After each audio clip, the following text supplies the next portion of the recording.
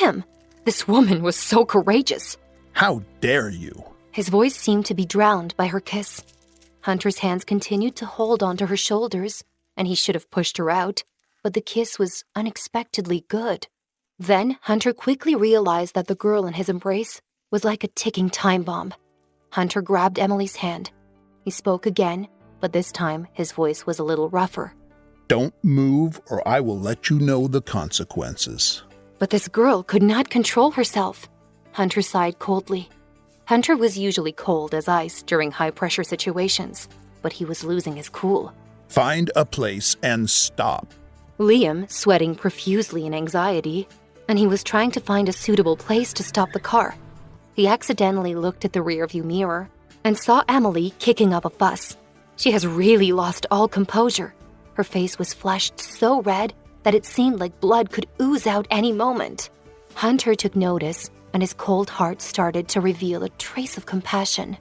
His large hands grasped Emily's tiny hands, and he said as gently as he could, Behave yourself. Don't move. He glanced at Liam and coldly said, Do you want to keep your eyes?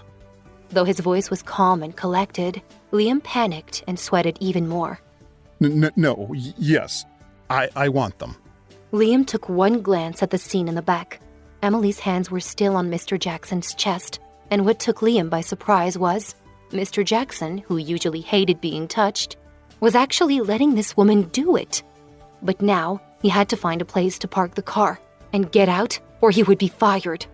Finally, Liam found a place and the car stopped by the seaside. Liam jumped out immediately. With a firm thud, the door closed and locked. As fast as Liam could, he disappeared into the darkness. In the car, the man's shirt had become ruffled. His expression remained cold and emotionless, but sweat started to bead down his forehead and cheeks. He looked irresistibly seductive. His sweaty hands grasped her tiny hands tightly, and a muted voice said, Emily, do you know what you are doing? Emily shook her head. She didn't know a thing. Hunter's eyes squinted. Do you know who I am? Little did he expect that there would be a day when a silly girl caused him to lose control. But he wanted her to know clearly who the person before her was. Emily sighed and turned her watery eyes on him. Who he is? You are Hunter Jackson. Very good. Hunter finally released her and started to gently take off his shirt. This is the first time he willingly took off his clothes in front of her, ever. Emily was dumbfounded.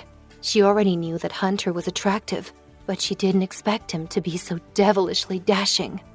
But his glare was still so frighteningly cold. The true Hunter is cold, calculated, composed, and bloodthirsty as a wolf. Emily suddenly realized that she was about to be devoured like a prey. Her hot desire for him was swiftly dampened by his predatory glare. She couldn't help but shiver and retreat. Why? Weren't you eager for it? Hunter pulled her back in. Emily shook her head and used both her hands to push him away. She felt his hands touch her, and they were warmer than hers. I'm fine now. The man in front of her is dangerous, scary. He is one of those who once involved with, you'll never be able to escape from. Oh my lord, he is Hunter! What happened to her just now? Why did she seduce him? Her body was hot and yet chilly, chilled by her fear of him.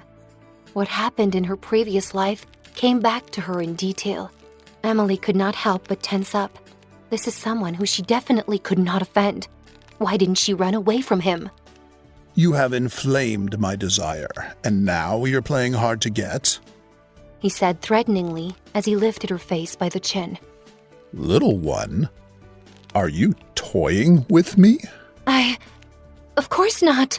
Emily struggled uneasily. She wanted to push him away, but was unable to. I shouldn't have done it. Hunter, please, let go of me. She was panicking and wanted to flee, but she couldn't resist any further. You double-minded little thing. Hunter gazed down at her. Woman, you asked for it. Blackness. When Emily Gale awoke, she was the only one in the car. The evening gown she had worn was tossed aside and torn into pieces. A sense of unease welled up inside her. How horny was she back then? What had she just done? Was she who torn her evening dress? Where did she get such strength? As soon as she sat up, she frowned at the pain. The fragmentary memories gradually became clear.